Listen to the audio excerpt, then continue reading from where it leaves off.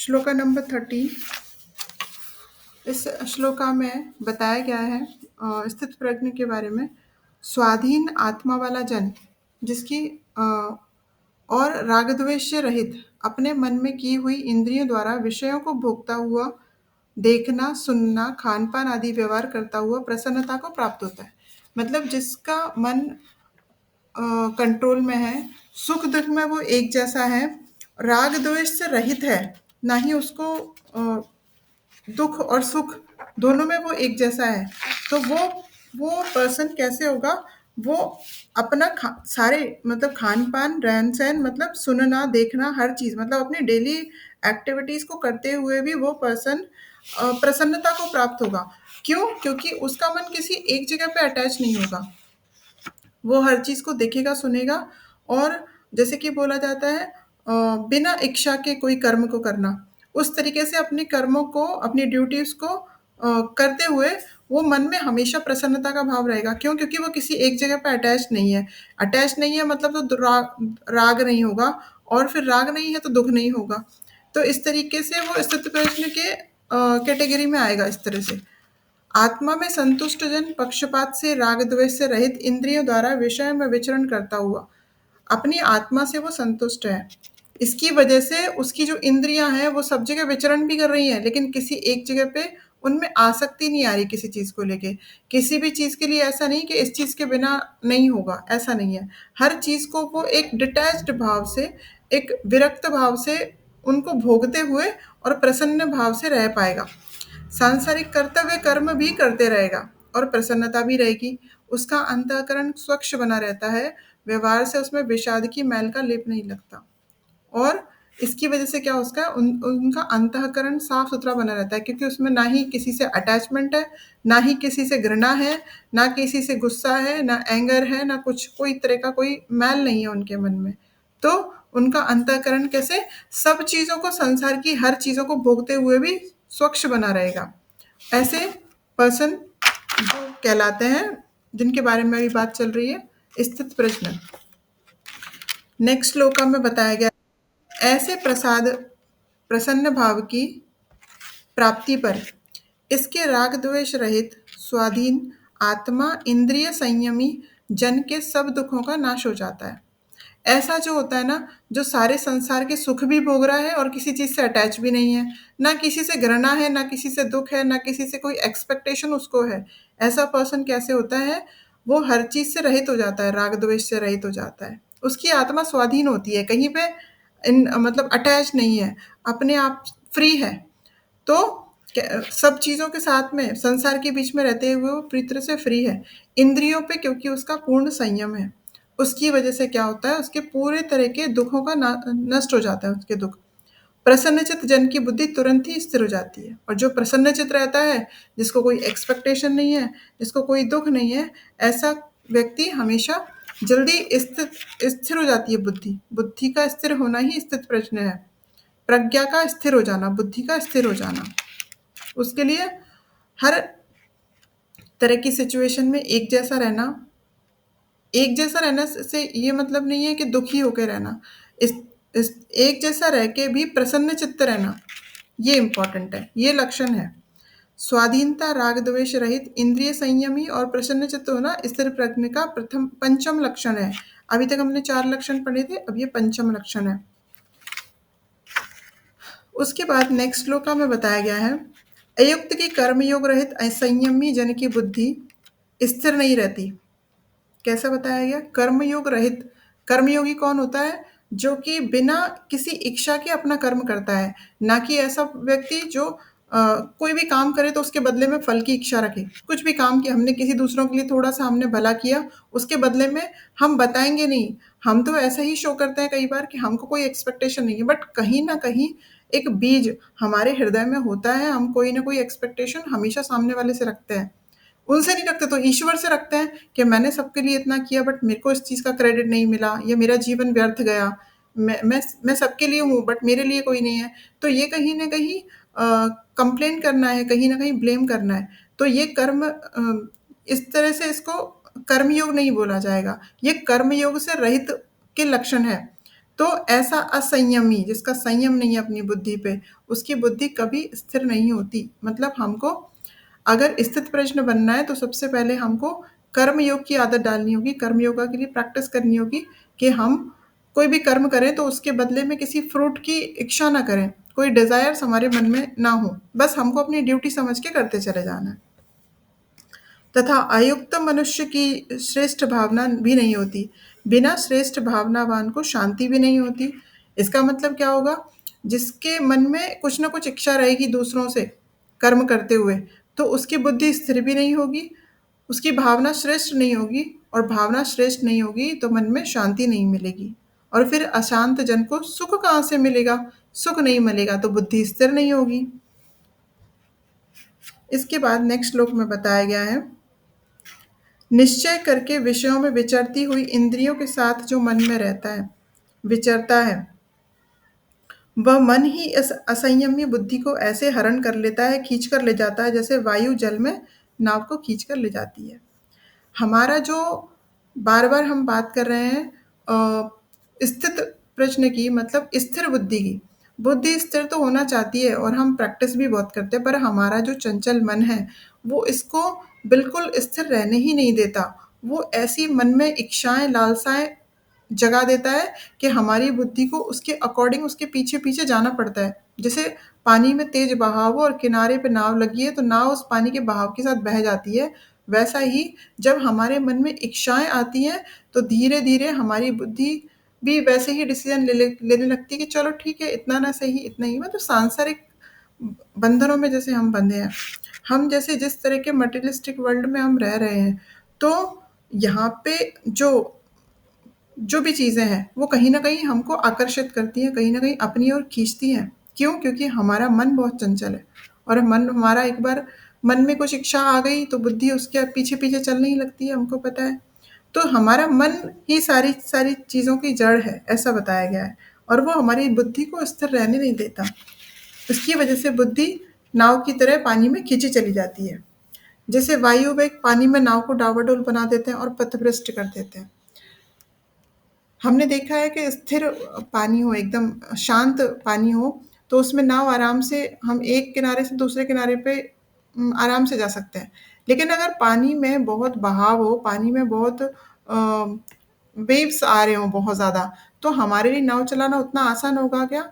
वैसे ही अगर हमारा मन शांत हो, स्थिर हो, हमारे मन में ज़्यादा इच्छाएँ ना हो, तो हमारी बुद्धि आसानी से स्थिर हो सकती है। लेकिन अगर हमारे मन में अगर हमारा मन बहुत चंचल हो, जैसे नदी के पानी में बहुत वेव्स हैं, वैसे ही अगर हमारा मन बहुत चंचल है, तो ऐसी स्थिति में हमारी बुद्धि को बहुत प्रयास करने पड़ते हैं स्थिर रहने के लिए।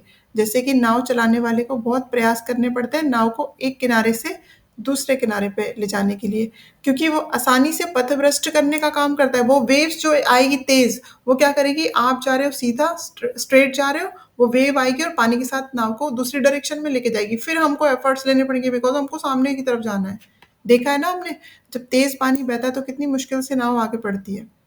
तो इस तरीके से हमारी बुद्धि को पथभ्रष्ट करने का काम हमारा मन ही करता है। क्योंकि वो इंद्रियों के साथ में अटैच्ड है हमारा मन। इंद्रियाँ जो चाहती हैं, हमारे नाक, कान, आँख, मुँह और हमारे सारे इंद्रियाँ जो भी चाहते हैं उसके पीछे-पीछे हमारा मन जाता है, और मन के पीछे-पीछे हमारी बुद्धि जाती है, और मन बुद्धि को चंचल बना देता है। बुद्धि चंचल हो जाएगी तो स्थिर नहीं रह पाएगी, फिर हम स्थित प्रज्ञ नहीं बन पाएँगे। इसके बाद नेक्स्ट श्लोक में बताया गया है, इससे हे महाभुज, जिस जन की सब प्रकार इंद्रियां इंद्रियों के विषय से स्ववशीभूत की हुई होती हैं, उनकी बुद्धि स्थिर हुआ करती है।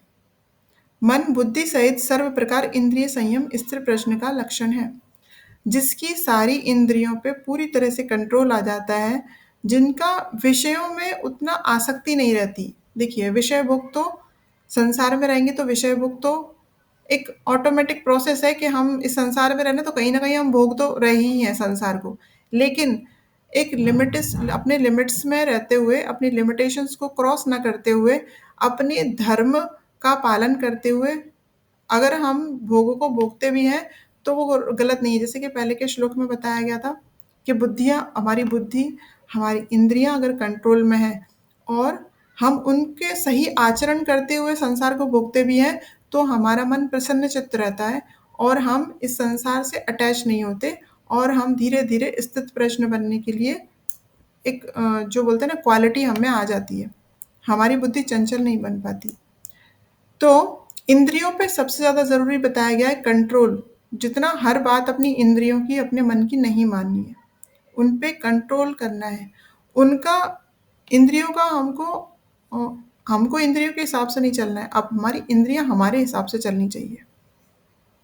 तभी बुद्धि स्थिर होगी। फिर नेक्स्ट श्लोक में बताया गया है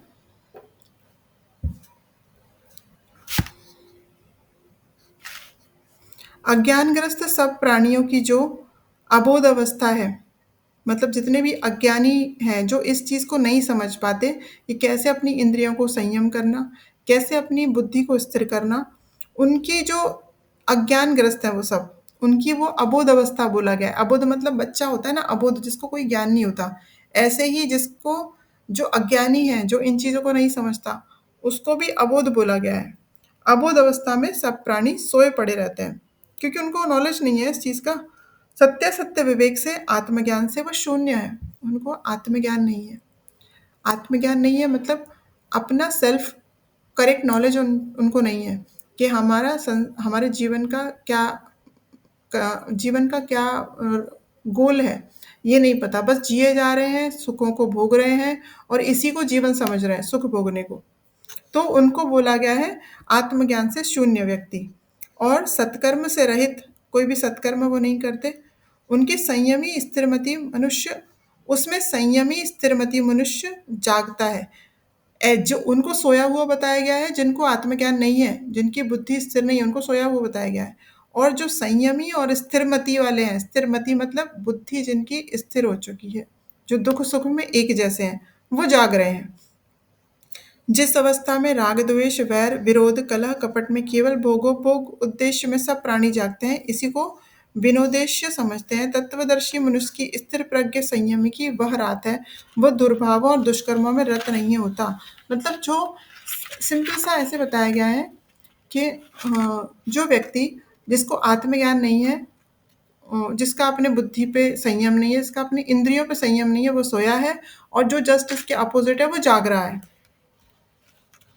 और जो जाग रहा है वो कभी भी किसी दुष्कर्म और दूसरे किसी गलत चीज़ों में कभी इन्वॉल्व नहीं होगा, रत नहीं होगा उनमें। चंचलमती मनुष्यों का, अज्ञानियों का तथा मोह मायारत जनों का सृष्टि के संदर्भ में दृष्टि बिंदु होता है। केवल खान-पान, हास-विलास, स्वार्थ सिद्धि मात्र, परंतु स्थिर बुद्धि, ज्ञानी और संयमी जन सृष्टि को कर्मयोग, कर्तव्य पालन, आत्मोन्नति, तत्वज्ञान का स्थान समझते हैं। सृष्टि में हम आए हैं, मनुष्य का जन्म हमको इसलिए मिला है जिससे कि हम अपनी उन्नति कर सकें। हम अपने अंदर कुछ पॉजिटिव चेंजेस ला सकें और अ, हम अपने ऊपर काम करके इस जीवन से मोक्ष की तरफ आगे बढ़ सकें। जो जागा हुआ है ना वो इस दिशा में काम करता है और जो सोया है वो केवल सुखों को भोगने में अपना जीवन बिता देता है। अज्ञानी जो होता है, खान-पान, हास्य-विलास और स्वार्थ सिद्धि करते-करते उनका सारा जीवन बीत जाता है, जो सोए हुए हैं। ऐसे तत्वज्ञ स्थिर बुद्धि संयमी मनुष्य की कामनाएँ आप ही पूर्ण हो जाया करती हैं और वो निर्विकार बना रहता है। दूसरे वाले जो जाग रहे हैं उनके बारे में बताया है कि जो ज्ञान के द्वारा या कर्म के द्वारा या किसी भी तरीके से मोक्ष की प्राप्ति की तरफ आगे बढ़ता है और उस जिसकी बुद्धि स्थिर हो चुकी है, वो मनुष्य की कामनाएँ अपने आप ही पूर्ण हो जाती हैं। क्यों? क्योंकि वो इसलिए पूर्ण होती है क्योंकि वो किसी एक चीज़ के साथ में अटैच नहीं है, वो निर्विकार है। वो हर चीज़ को भोगता है पर अपने आप में, जैसे कछुए का एक एग्ज़ाम्पल दिया था कि कछुआ जब भी कोई खराब चीज़ होती है उसको अटैक का डर लगता है कि कोई मुझ पे अटैक कर रहा है तो झट से सारी इंद्रियों को अंदर बंद कर लेता है, अपने पैरों को, हाथों को। वैसे हमको कोई भी खराब चीज़ जब लगे कि हम किसी गलत दिशा में जा रहे हैं तो हमको अपनी सारी इंद्रियों को ऐसे बंद कर लेना चाहिए, उनमें अटैच नहीं होना चाहिए। तो जिससे क्या होगा, हम जब निर्विकार हो जाएंगे तो हम धीरे धीरे स्थिर बुद्धि हो जाएंगे और संयमी हो जाएंगे। यहाँ तक क्लियर है? हैंड रेस कर दीजिए, थम थम शो कर दीजिए। ठीक है। तो नेक्स्ट श्लोक में बताया गया है, जैसे सब ओर से परिपूर्ण 16 श्लोक चल रहा है अभी। 16th, इसमें बताया है, जैसे सब ओर से परिपूर्ण होते हुए अचल प्रतिष्ठा वाले समुद्र के प्रति नाना नदियों और नदों के जल आप ही आप प्रवेश करते रहते हैं, वैसे ही जिस स्थिरमति मनुष्य के प्रति सब भोगोपभोग सामग्रियां आप ही आप प्रवेश करती हैं, परंतु वह निर्विकार स्थित प्रज्ञ बना रहता है, वही शांति को प्राप्त करता है, ना कि कामों को चाहने वाला। ऐसा बताया गया जैसे समुद्र होता है ना, और सारी नदियां आके कहाँ मिलती है? समुद्र में। बट समुद्र किसी के पास नहीं जाता। क्यों नहीं जाता? क्योंकि वो अपने आप में परिपूर्ण है पानी से। वो समुद्र स्थिर रहता है, वो बह के नदियों के पास नहीं जाता, नदियां बह के समुद्र में मिलती हैं। तो समुद्र को एग्जाम्पल किसका दिया गया है? स्थिरमति का, स्थित प्रश्न का से कंपेयर किया गया है यहाँ पे। तो जो स्थिर प्रश्न होते हैं, जो स्थिर बुद्धि वाले मनुष्य होते हैं, उनके पास दूसरे लोग आते हैं, वो मर्ज हो जाते हैं उनमें, लेकिन वो किसी के पास नहीं जाता क्योंकि वो पूरी तरह से फुल हो चुका है, वो लबालब भरा हुआ है हर चीज से, निर्विकार है वो। हम ये नहीं बोलेंगे कि वो ज्ञान से भरा हुआ, वो निर्विकार हो चुका है, उसे किसी चीज की लालसा नहीं रही, जैसे समुद्र को लालसा नहीं है और किसी चीज की, लेकिन नदियां आके उसमें मर्ज होती हैं। वैसा ही जो स्थिरमति है, उसने सब उसके पास भोग है, लेकिन उसको लालसा किसी चीज की नहीं है। वैसे ही क्योंकि उसकी बुद्धि स्थिर हो चुकी है, वो एक समान शांत अपना बहते रहता है, नदियां आके उसमें मिलती हैं, क्योंकि समुद्र शांति को प्राप्त कर चुका है। लेकिन जो कामनाएँ हैं इसके मन में, जिसके मन में लालसाएँ हैं, वो दूसरों की तरफ भागता है। लेकिन जिसके मन की सारी कामनाएँ, इच्छाएँ पूरी हो चुकी हैं, वो शांत अपना काम निर्विकार भाव से करता रहता है। उसे कोई भी संसार के भौतिक सुख, जो मटीरियलिस्टिक एन्जॉयमेंट जो बोलते हैं, वो अपनी ओर आकर्षित उसको नहीं कर पाते, क्योंकि वो शांत और निर्विकार है। निर्विकार का मतलब हम डिटैच समझ सकते हैं। जैसे कि हम हैं, हम अपना एग्ज़ाम्पल ले लें। हम संसार में हैं, हम सभी संसार में हैं। कुछ उसको इस तरीके से जिएँगे, अरे अपने बच्चे को कोई तकलीफ़ हुई, अपने फैमिली मेंबर्स को कुछ तक किसी बात से तकलीफ़ हुई, तो हम इतने ज़्यादा अ, नर्वस फ़ील करने लगते हैं, इतने ज़्यादा लो फ़ील करने लगते हैं जैसे हमारे साथ ही कुछ हो गया, है ना? या फिर उनको कुछ अचीवमेंट मिली तो हम इतने ओवर एक्साइटेड हो जाते हैं कि जैसे हमने ही कुछ अचीव कर लिया, है ना? मतलब हम जल्दी डिप्रेस्ड भी फ़ील करते हैं और बहुत खुश भी फ़ील करते हैं। और कुछ ऐसे होते हैं कि जो अपनी बस ड्यूटी कर रहे हैं, आपने अच्छा किया, बहुत अच्छी बात है। आपके साथ खराब हुआ, हम आपके साथ खड़े हुए हैं, हम आपके लिए सपोर्ट में हैं। एक एक न्यूट्रल वे में। तो जो न्यूट्रल होता है ना, वो है स्थिर बुद्धि या स्थित प्रज्ञ।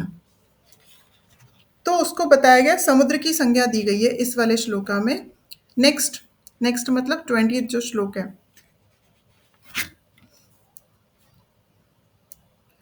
जो पुरुष सब कामनाओं मनोराज्य की रचनाओं को त्याग कर इच्छा रहित, ममता रहित, अहंकार रहित और लालसा रहित हुआ कर्तव्य कर्म करता है, वह शांति को लाभ कर लेता है। सेकंड, अनासक्त जन अभिमान और लोभ रहित मनुष्य शांति को प्राप्त करता है। फिर से उसी बात को अलग तरीके से समझाया गया है। जिनके मन में सारी कामनाएं खत्म हो चुकी हैं, वो सब चीजों को त्याग कर, अपनी इच्छाओं को त्याग कर, ममता रहित, अहंकार रहित, ना उसके मन में बहुत ज्यादा ममता का भाव है, ना उसके मन में बहुत ज्यादा अहंकार का भाव है, ना लालसा है, मतलब किसी चीज की इच्छा या कोई डिजायर्स भी नहीं बचे, ना किसी से घृणा है, ना किसी से द्वेष है। घृणा मतलब जैसे कोई बिल्कुल पसंद ही नहीं होता, और कोई द्वेष मतलब किसी के साथ में हमको एक एक हम दुश्मनी वाली जो फीलिंग होती है, वो सब कोई फीलिंग्स नहीं होती, वो पूरी तरह से निर्विकार जो हो चुका है, केवल और केवल क्या करता है? अपना कर्तव्य कर्म, जो उसका धर्म है, जो उसकी ड्यूटी है, केवल और केवल वो उस पे फोकस करता है, वो मनुष्य शांति को प्राप्त करता है। अनासक्त भाव से, अभिमान और लोभ से रहित होके, ना उसके मन में अभिमान है, कोई ईगो नहीं है, कोई किसी बात का बहुत प्राउड वाली फीलिंग नहीं है किसी चीज़ को लेके। उनको मालूम है, क्योंकि उनको एक खुद सेल्फ नॉलेज जो है ना, सेल्फ रियलाइजेशन वो हो चुका है, इसलिए वो आत्मा अपने आप को कभी भी अटैच नहीं करती भौतिक चीज़ों से, तो वो इन सब चीज़ों से दूर रहती है। इस चीज़ को जब हम समझ जाते हैं, तो अभिमान और लोभ रहित हो जाते हैं। ऐसा मनुष्य शांति को प्राप्त करता है। और ये स्थित प्रश्न का लक्षण है। मनोराज्य के विजेता, वृत्ति, विजयी, शुभाशुभ, संयोग में सममनः, जितेंद्रिय और प्रसन्न चेता, स्थिर बुद्धि, संयमी की अवस्था और महिमा वर्णन करते हुए भगवान ने कहा। नेक्स्ट श्लोक में फिर से बताया जा रहा है, हे अर्जुन, स्थिरमति मनुष्य की उपवर्णित यह ब्राह्मी स्थिति है। ब्रह्म में रहने वाली स्थिति का वर्णन यहाँ किया जा रहा है। इस अवस्था को लाभ करके वह ना ही मोहित होता, ना ही अज्ञानग्रस्त होता, फिर वह ब्राह्मी अवस्था से विचलित नहीं हो पाता। मीन्स एक ऐसी स्थिति को वह प्राप्त कर लेता है जिसे ब्रह्म में रहने की स्थिति कहा जाता है। इस स्थिति में आने के बाद जब वो एक हायर लेवल की स्टेट को अचीव कर लेता है स्थिर मति मनुष्य, तो वो ना किसी अच्छी से अच्छी चीज से मोहित होगा और ना दोबारा अज्ञानग्रस्त होगा। उसे किसी तरह का कोई अज्ञान नहीं घेर पाएगा, वापस वो पुरानी वाली अपनी स्टेट में नहीं जा सकता कि जहाँ पे उसको अज्ञान हो। और इस अवस्था से मतलब ब्रह्म की जो अवस्था उसको मिल चुकी है, उस अवस्था से वो विचलित भी नहीं होगा। अंतकाल मरण के समय में भी इस ब्राह्मी अवस्था में स्थित होकर मतलब वह स्थिर बुद्धि मनुष्य ब्रह्म के निर्वाण पद को प्राप्त करता है। निर्वाण मतलब मोक्ष पद को प्राप्त करता है, क्योंकि अंत तक, मृत्यु तक वो अपने इस जो स्टेट उसने एक बार अचीव कर ली स्थित प्रज्ञ वाली, उससे वो विचलित नहीं होता। किसी भी बुरी से बुरी या अच्छी से अच्छी परिस्थिति में उसकी बुद्धि स्थिर ही रहती है, तो वो निर्वाण को प्राप्त करता है।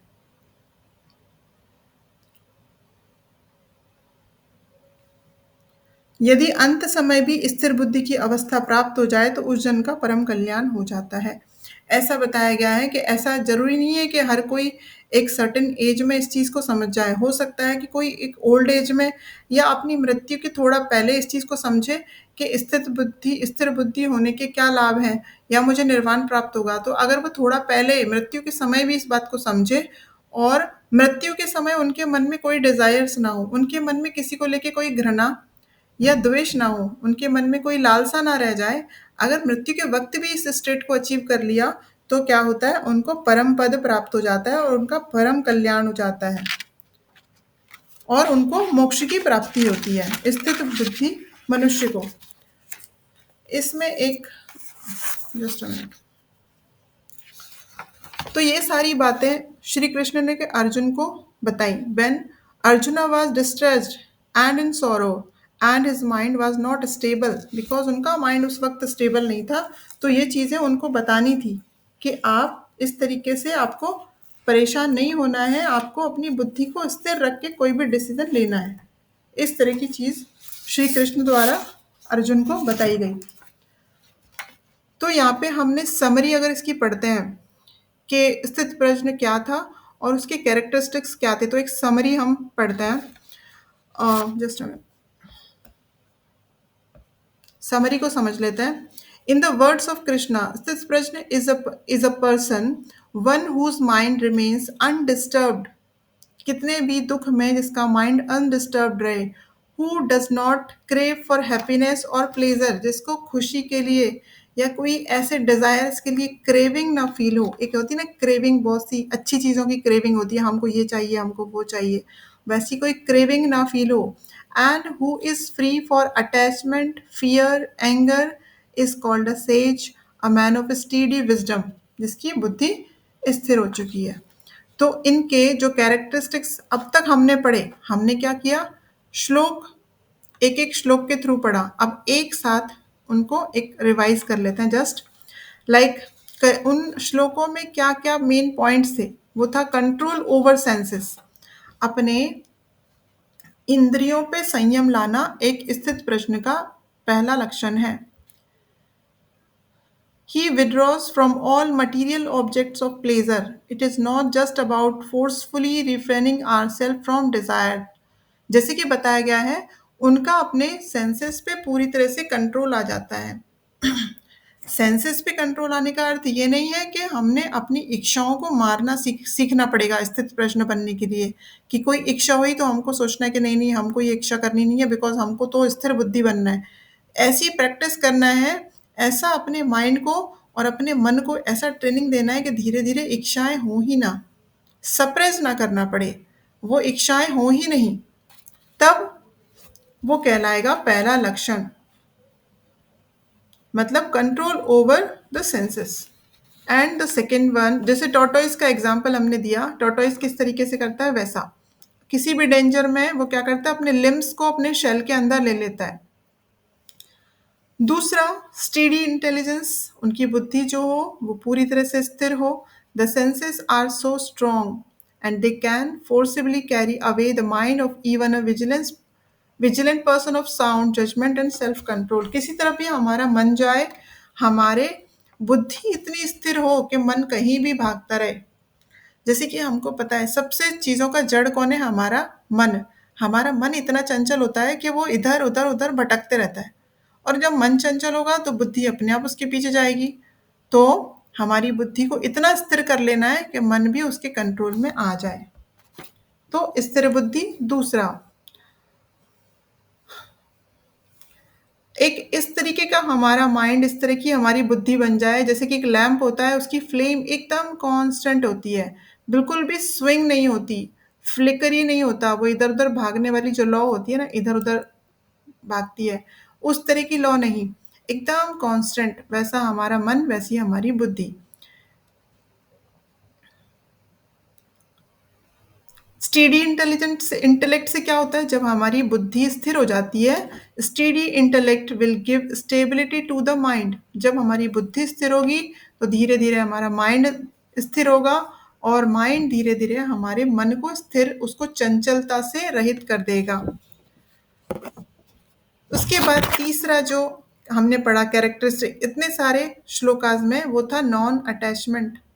हमारे मन को, हमको किसी चीज़ के साथ अटैच नहीं होने देना है किसी भी कंडीशन में। Neither delighted by good fortune nor dejected by sufferings. ना भी किसी भी दुख में और ना ही किसी खुशी में, किसी भी सुख या हैप्पीनेस में हमारे मन को किसी चीज़ से अटैच नहीं होने देना है। He is firmly fixed in perfect knowledge. वो एक फर्मली फिक्स रहे, हर स्टेट में एक जैसा रहे। उसके बाद एक जो कैरेक्टरिस्टिक्स और होता है स्थित प्रश्न का, वो है जो ये बहुत इंपॉर्टेंट है, नॉलेज ऑफ सेल्फ। अपने आप का जब तक हमको ज्ञान नहीं होगा, हमारी बुद्धि कभी भी स्थिर नहीं हो सकती। क्यों?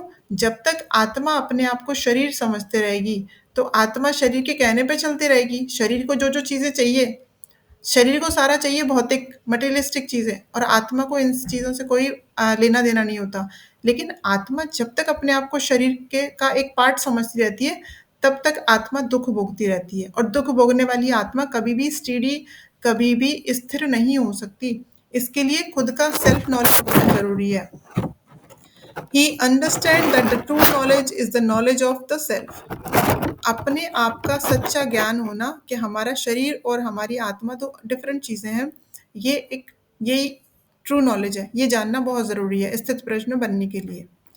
ही recognise the very essential truth of the life that I am not this body. उसको ये पता होना चाहिए कि मैं ये बॉडी नहीं हूँ, मैं ये बॉडी से अलग हूँ। अहम ब्रह्मास्मि, ये भी नॉलेज होना ज़रूरी है, क्योंकि जैसे हम बोल रहे हैं एंड में क्या होता है, ब्रह्म की अवस्था में हम आ जाते हैं, मतलब हम और ब्रह्म एक ही है। ये जानना हमारे लिए बहुत ज़रूरी है। कैसे एक है?